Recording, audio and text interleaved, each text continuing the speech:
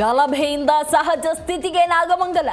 ಕೋಮುದಳ್ಳೂರಿಗೆ 2 ದಿನ ಪ್ರಕ್ಷುಬ್ಧಗೊಂಡಿದ್ದ ಪಟ್ಟಣ. 2 ಸಮುದಾಯಗಳ ಶಾಂತಿ ಸಭೆಗೆ ಮುಂದಾದ ಜಿಲ್ಲಾಡಳಿತ.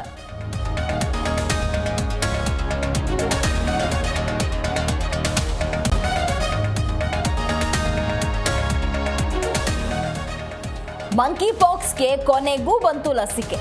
ಮಾರಕ ರೋಗಕ್ಕೆ ಮದ್ದು ಕಂಡುಹಿಡಿದ ಡೆನ್ಮಾರ್ಕ್ ಕಂಪನಿ. 18 ವರ್ಷ ಮೇಲ್ಪಟ್ಟವರಿಗೆ ಮಾತ್ರ ಬಳಸಲು WHO ಅನುಮತಿ.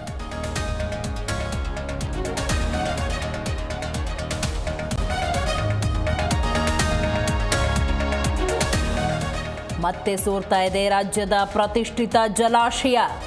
ವಿಜಯನಗರ ಜಿಲ್ಲೆಯ ಜಲಾಶಯದ ಕ್ರಸ್ಟ್ ಗೇಟ್ ಸೋರಿಕೆ. ಸಾವಿರಾರು ರೈತರ ಜೀವನಾಡಿಯಾಗಿರೋ ಮಾಲವಿ ಜಲಾಶಯ.